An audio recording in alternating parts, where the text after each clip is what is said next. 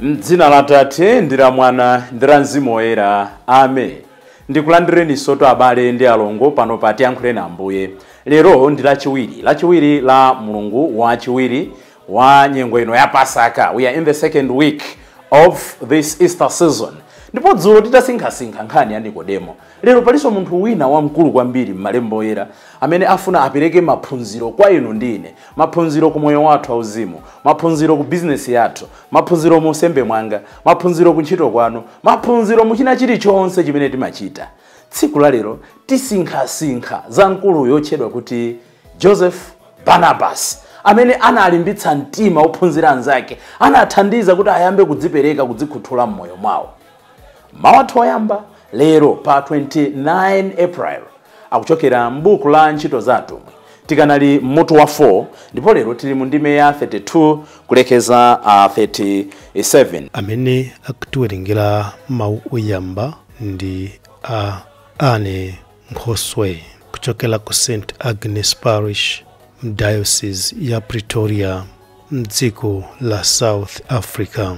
Salimo yathu ndi Salimo namba 93. Chauta ndiye mfumu wavala ulemerero. Adavala ulemerero, akumvala ulemerero, adzamvala ulemerero. Sakungodzivaka yekha, amafuna kuti ifenso ana ake tivale ulemerero. Ndipo mawu a mthenga wabwino ndi monga adalembera Yohane Oyera mutu wa 3 ndime 7 kulekeza 15. Tikupitiriza kusinkhasinkha za Nikodemo zija amene akucheza, amene Ambuye Yesu akumuthandiza kuti amvetse apeze choona. Amene akutiwerengera mawu a mthenga wabwino komanso kutigawira mawu ndi Reverend Father Francis Damaseke kuchokera ku St. Peter and Paul na Tenje Parish mu Archdiocese ya Lilongwe. Tiyeniso tsiku la lero tisinkhesinkhe limodzi. Okhulupirira agawana zinthu zawo. Mawu a m'buku la ntchito za atumwi, chapter 4 verses 32 kulekeza 37. Gulu lonse la okhulupirira linali la mtima umodzi ndi la maganizo amodzi. Panalibe munthu amene ankati zimene ndili nazo nzangazanga, koma aliyense ankapereka zake zonse kuti zikhale za onse. Atumwi ankachita umboni ndi mphamvu yayikulu kuti Ambuye Yesu adaukadi kwa akufa. Ndipo onse Mulungu ankawakomera mtima kwambiri. Panalibe munthu wosowa kanthu pakati pawo, chifukwa onse amene anali ndi minda kapena nyumba ankazigulitsa namabwera ndi ndalama zake kuzazipereka kwa atumwi. Ndipo ndalamazo ankagawira munthu aliyense malingana ndi kusowa kwake. Panali munthu wina dzina lake Yosefe wa fuko la Levi, mbadwa ya ku Kipro, amene atumwi adamutcha Barnabas, ndiye kuti olimbitsa mtima. Nayenso adagulitsa munda wake nabwera ndi ndalama zake kuzazipereka kwa atumwi. Mawu a Ambuye. Tithokoze Mulungu. Ambuye akhale nanu. Mawu a mthenga wabwino monga adalembera Yohane Oyera. Ulemu kwa inu Ambuye. Yesu adauza Nikodemo kuti usadabwe mmene ndakuuza kuti mukuyenera kubadwanso. Mphepo imaombera komwe ikufuna ndipo umamva kuomba kwake, koma sudziwa kumene ikuchokera kapena kumene ikupita. Chimodzimodzi munthu aliyense amene abadwa mwa Mzimu Woyera. Nikodemo adafunsa kuti zimenezi zingatheke bwanji? Yesu adati, kodi iwe sindiwe mphunzitsi odziwika pakati pa Israeli? Nanga sukumvetsa bwanji zimenezi? Ndithu ndikunenetsa kuti timalankhula zimene tikudziwa ndipo timachitira umboni zimene tidaziona, koma inu simudakhulupirire mawu athuwa. ngati simudakhulupirire pamene ndakuwuzani za pansi pano, nanga mudzakhulupirira bwanji ndikadzakuwuzani za kumwamba? Palibe munthu amene adakwera kupita kumwamba, koma Mwana wa Munthu ndiye adatsika kuchokera kumwamba. Monga momwe Mose adapachikira njoka pa mtengo m'chipululu muja, momwemonso Mwana wa Munthu ayenera kudzapachikidwa, kuti aliyense onkhulupirira akhale ndi moyo osatha mwa iye. Mthenga wa Ambuye. Ulemu kwa inu Ambuye Yesu Khristu. Lero abale, mpingo watipatsanso danga tisanayambe kugawana nkhani ya Barnabas. Mpingo watikumbutsa, watipatsa Nkhoswe ina oyera lero pamene tikukondwerera moyo wa Catherine wa ku Siena oyera, Catalina wa ku Siena. Iyeyu ndithu ndi mmodzi mwa madotolo a mpingo achizimayi. She's one of the doctors of the church.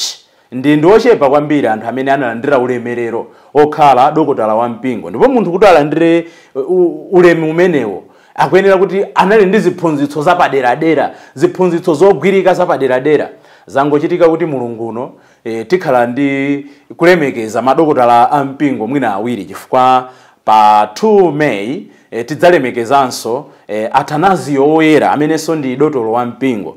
So mwazina chimene tingaphunzire mwachangu kwambiri mmoyo wa Catherine wa ku Siena ndi chani. Iyeyu amalimbikitsa kukhala ndi moyo osinkhasinkha. Akunena kuti ngati tikufuna tizikula, tiphunzire kukhala ndi nthawi ya meditation and contemplation. Mwapadera kuisankha nthawi osati kungopumula chabe, chifukwa ena timasokoneza kupumula ndi meditation. Deliberately setting time aside, ndikukhala before the Lord in the presence of the Eucharist, ndikukhala in the presence of scripture, malembo oyera, ndikukhala in the presence of your own life, in the presence of your own work, in the presence of your own ministry. Ndikuyamba kumasinkhasinkha. Zimene zimatithandiza kuti tikule, zimatithandiza kuti tikhwime, zimatithandiza kuti tisinthe. Nde Catalina oyera wa ku Siena amanena kuti be who God meant you to be and you set the world on fire. Kuti chifukwa cha moyo osinkhasinkha tikhale chimene Mulungu adatipanga kuti tikhale ifeyo. Ndipo tikamachikhala bwino chimene chija tidzalipangitsa dziko kuti liyake ndi moto wake wachani? Wachikondi. Ambiri sitimakhala zimene Mulungu adatipanga kuti ifeyo tikhale. Tsoka la ambiri ife timakhala zimene ena Mulungu adawapanga. Timasirira za yawo, timakamba za yawo, timafuna umapanga ntchito yawo, timafuna upanga za utumiki wa yawo. Ayi, aliyense Mulungu mmoyo uno adampatsa malo ake. Nanji mu mpingo timanena kuti palibe amene angayime pachulu nkunena kuti akusowa chochita mu mpingo. Ena memba kwaya, ena even pa kwaya ponda kwa master, ena nda kwa mistress, ena nda ngoma, ena nda keyboard. Ngakhale makwaya masiku ano tikumadana ndi zipangizo zathu. Tisatero abale, tizigwiritsa ntchito zipangizo ndithu zathu za makolo. Nkhani simeneyo Catalina akunena kuti tikhale chimene Mulungu adatipanga kuti tikhale. Tikamachikhala bwino chimenecho akuti tilipangitsa dziko liliyake ndi moto wachikondi. If I'm a priest, I should live well my priesthood. Ngati ndikhala bwino nsembe wangawo ndilipangitsa kuti dziko liyake ndi moto wachikondi.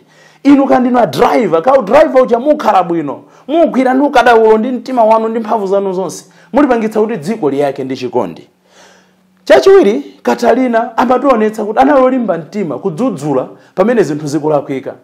Mwachitsanzo mukatenga ambiri mudzaona kuti nthawi ina yake apapa adachokapo ku chifukwa cha mikangano, chofuna kugawikana, kulimbana mpingo ndi wa Mulungu kwa momendetsedwa ndi anthu. Nthawi zina zitopotopo zimatha kuchitika. Pali zaka zina za 1300 mukamva kuti apapa mwachitsanzo Pius namba 12 adakakhalapo ku France amati ku Avignon. Catalina anadzudzula nkwapempha mochondolera kuti bwererani ku likulu la mpingo. Sanangoyimira pompo, anadzudzulaso ngakhale mafumu, kuphatikizapo mfumu Charles ya namba 5 ya ku France komweko imene imalimbikitsa mgawiko umenewo wa mu mpingo. Catalina samaopa kudzudzula pamene zinthu zikulakwika. Komano moyo wake wakupemphera, moyo wake wakutumikira sunangothera pakuyankhula, sunangothera pakamwa. Ku Europe kwanza tukomweko ife amene timawerenga history muzamva kuti nzaka za 1347 to 51 kunabwera nthenda imene amati Black Plague, kuti anthu amati akalumidwa ndi tinthatatina basi amadwala matenda, ndipo adafa anthu pafupifupi 25 to 50 million muzaka zimenezo. Katalina adalowa ntchito yomasamala anthu amene akudwala kulabada moyo wake, kulolera kuti moyo wake ukhale ngati nsembe chifukwa cha chikondi chimene amasamala anthu ovutika, anthu odwala. Ndangati mwa ife tikapemphera timalabadirako zosowa za abale athu tsiku ndi tsiku. Katalina oyera akutiphunzitsa zimenezo. Tibwere mmawu athu oyamba amene nena kuti tionenso mwina amwachangu kwambiri kandi maphunziro anayi. Tikuyang'ana nkhani yonena kuti atumwi amakhala ndi mtima umodzi. They were of one mind and one heart. Amapangira zonse limodzi. Komatu kuti zimenezo zitheke panali ena amene adayambirira kuthandizira kuti anthu atseguke maganizidwe awo. Ndipo wamodzi mwa iwo amati Joseph Barnabas. Iyeyo ndithu pa Chingerezi anampatsa dzina kunena kuti ndi son of encouragement, kuti anali ndi moyo walimbikitsa ena. Anagulitsa munda wake kuti basi ndalama zake zonse nkukazika kuti ziziti zigwiritsa ntchito tonse, palibe ndipo amene amasowa chinthu. Zinapangitsa kuti atumwi ena atengere zimenezi kuti nafenso tizipanga zomwezi. Analipo wina Joseph amene anayambitsa china chake. Tiphunzire mmoyo uno kubweretsa ma initiative abwino, ndipo ena akabweretsa ma initiative abwino tizapanga support. Tilipo ena anthu amatha kuyambitsa zinthu zabwino pakati pathu. Malo mowalimbikitsa, malo mophunzira, malo motenga nawo mbali, timanena kuti ine zimenezo sanayambitse ndi wakwathu, ine zimenezi ja sindingapange nawo, ine zimenezi ja koma timafuna zobwera zathu zomwe ayi. Atumwi aja sanatero. Anatengera zabwino zimene Joseph Barnabas anapanga. Ndipo zimenezi je zinapangitsa kuti moyo wawo ukhale obereka zipatso, ukhale ochitira zonse pamodzi. Sipokhapo ayi. Joseph ameneyu anali ndi mtima olimbikitsa ena. Mwachitsanzo tikamawerenga malemba oyera timamva kuti nthawi ina Paulo adamuza Yohane Mariko, John Mark, kuti asatsatirenso chifukwa nthawi ina yake atafika ku Pamfilia akuti Yohane Mariko adawathawa china Paulo ndaza samafunanso kutumikirana nawo. Komano zinatengera yemweyo Barnabas kumuchonderera kuti yayi mulandireniso Yohane Mariko, to the extent kuti Paulo anamvetsa nkumulandiranso nkugwira nayo ntchito bwino. Tikamawerenga kalata yachiwiri ya Paulo yolembera Timoteyo makamaka mutu wa 4:11 timamva zimenezo kuti adamulandiranso Yohane Mariko. Nkhani ndionena kuti uyu Joseph Barnabas anali nawo mtima owalimbikitsa ena, owapatsanso ena mpata kuti inde anthu tosefe timakhala kumpira, ife amene timakonda mpira timanena kuti off season. Tosefe tu mmoyo uno timakhala ndi off season. Musembe nthawi zina kumakuchera uli mu off season. Kumapanga anthu udabwa kuti koma wanda sembe kumene, awanda adakwatira kumene. Iwo wapanga zimenezi. In all of us mulika tendency kopanga regress. Koma timaswekera kuti ena ake atipatsenso mpata, the second chance. Barnabas anathandizira kuti Yohane Mariko apatsidwe mpata wachiwiri. Achuluke pakati pathu munyengo ino ya Pasaka. Omafuna kupereka mpata wachiwiri kwa anthu ena. Tilipo ena chimene timachita mmoyo ndi kumangoona ma mistake anthu amene apanga. Mudapanga chakuti, amene adapanga chakuti, apa mudapanganso chakuti. Let us see the good in others. Let us see the progress in others. Brothers and sisters, anthu amene mwina timanena kuti ndofoka, ndolephera, you never know how much effort they are applying in their own lives to change. Anthu amene timanena kuti ndochimwa, anthu amene timanena kuti morally they are down, anthu amene timanena kuti awawa nde basi, you never know akakhala amalira bwanji, akuyesetsa bwanji. Malo mokhala anthu owatsira ena matope tikhale nawo mtima ngati wa Barnabas, owalimbikitsa, owavomereza, owathandiza kuti moyo wawo usinthe. Ndipo chachitatu chimene akutiphunzitsa Barnabas ndichonena kuti tiphunzire mmoyo uno. Pa Chingereza amanena kuti it's okay to take the back seat. Apa tufuna tanthauze chani? Iyeyo to adayamba ngati mtsogoleri, nthawi inake adakhalapo mtsogoleri wa gulu la apostoli, koma idafika nthawi yonena kuti Paulo took over. Inu ndine nzotheka kugwira ntchito posafuna kutchuka, without seeking fame. Ndizotheka ndithu kugwira ntchito ya Ambuye, kugwira ntchito ya dziko, kugwira ntchito ya mmodzi, kugwira ntchito ya dera lathu titakhala ku back seat. Tsoka lambiri mwa ife timafuna kutumikira, timafuna kugwira ntchito pokhapokha pamene tionedwe, pokhapokha pamene we are elevated, pokhapokha pamene we are exposed, pokhapokha pamene anthu akutiombera m'manja. Nde muzingoyang'ana m'maparishi mwathumo. Alipo anthu ena pamphakati ndi 0 pa 100. Alipo anthu ena pamphakati sapita. koma akangonena kuti msonkhano ku diocese, msonkhano uli osamapita, kuperekanso even ma resources, samalakwitsa, koma zimenera ziyambire pasi. Alipo anthu ena onena kuti mbanja mwawo pakhomo ana amachita kuwaopa.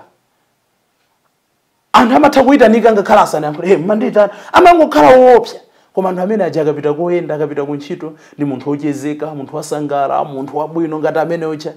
Ayi, tiyambire pakhomo pathu pompo, kukhala pa back seat zinthu nkumayenda. Potsirizira, don't be afraid to make mistakes. Barnabas amalolera kulakwitsa, but in the end samapanga base moyo wake pama mistakes amene amapanga. He often did not agree with Paul, but in the end akadzudzula amapeza kuti anthu amene awadzudzula mwina akudzagwirizana nayenso. The point kwa ino achinyamata ngati tifuna tikule, the point kwa ife ansembe, the point kwa ife akhristu, the point ife ngati dziko tisamaope kulakwitsa. Chifukwa ndikulakwitsa ndi kuphunzira kumene kumatithandiza kuti tizipita chitsogolo.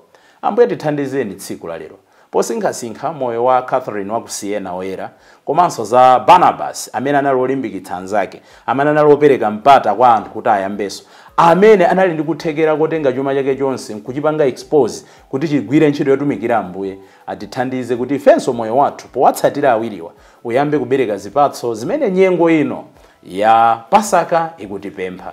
Tibwereze mawu aja akatalina wa ku Siena, ngati tikhala zimene Mulungu adatilenga kuti tikhale, ndi kuzikhala bwino, tilipangitsa dziko lapansi kuti liyake ndi moto wachikondi. Dzina la Atate, ndi la Mwana, ndi la Mzimu Woyera. Amen.